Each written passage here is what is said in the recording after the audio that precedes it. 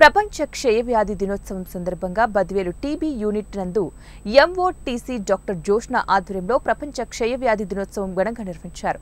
ఈ కార్యక్రమంలో కోటా వీధి UPHC doctor Soumya, Surendra Nagar UPHC doctor Srinivasulu, community health officer Chandravathi, health educator Vengaiah, TB supervisor Narasimha Prasad, STLS Brahma Reddy, STS Bharathi, TBHV Lakshmi Devi మరియు Tottigaripalli PHC, quota వీధి, సురేంద్రనగర్, గాంధీనగర్ యూపీఎస్సీలకు సంబంధించిన ఎంఎల్హెచ్పీఓలు, ఏఎన్ఎంలు మరియు ఆశా వర్కర్లు పాల్గొనడం జరిగింది.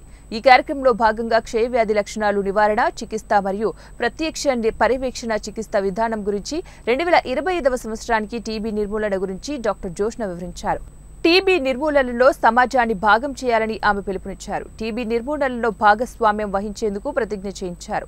అనంతరం ర్యాలీ నిర్వహించారు. ఈ కార్యక్రమంలో డాక్టర్లు, స్టాఫ్, హెల్త్ అసిస్టెంట్ జనార్దన్ పాల్గొన్నారు. దీంట్లో 3500 మంది ఒక్క రోజుకి 3500 మంది వరల్డ్ వైడ్ చనిపోతున్నారు టీబీ వల్ల. స్టిల్ నౌ ఇప్పుడు డేటా అది 3500 మెంబర్స్.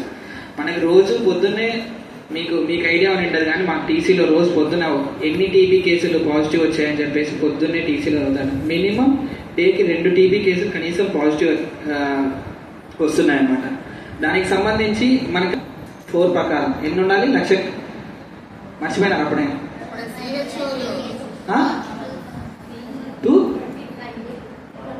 1 lakh population.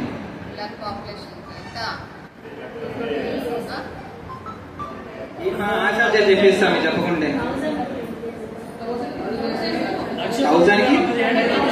1000కి 2 కేసులు. మన కేసులు ఎన్ని కేసులు ఉన్నాయండి?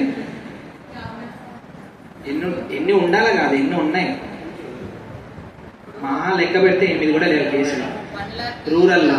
అర్బన్ లో స్మోకర్స్ ఉంటారు, వీళ్ళందరికీ ఎక్కువగా ఇమ్యూనిటీ తక్కువ ఉన్న వాళ్ళు తొందరగా ఎఫెక్ట్ అయిపోతారు. కానీ ఇప్పుడు వచ్చే మెడిసిన్ అంతా సూపర్వైజర్ గారు చెప్పారు, ఖచ్చితంగా దీన్ని మనం నిర్మూలిస్తామని. 2020 అంటే ఇంకెన్ని ఇయర్స్ ఉంది?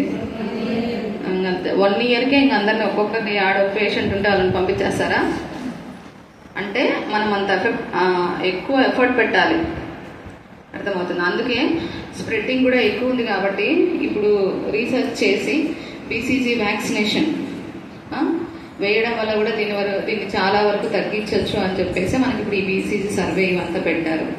చాలా మంది నాన్ కన్సెంట్ కొడుతున్నారు. సరే, భయాలు ఉంటాయి, బట్ ఏంటంటే ఇది ఏదో కొత్త వ్యాక్సిన్ కాదు కదా, చిన్నపిల్లలకు కూడా వేస్తున్నాం కాబట్టి దీనివల్ల ఎఫెక్ట్ ఏమి ఉండదు, సైడ్ ఎఫెక్ట్స్ అని మీరు చెప్పి ఒప్పించి వేయించాలి. అంటే ఏమన్నా క్రానిక్ డిసీజెస్ ఉండి వాళ్ళు ఏదైనా అలర్జీస్ ఉంటే అట్లాంటి వాళ్ళు ఓకే.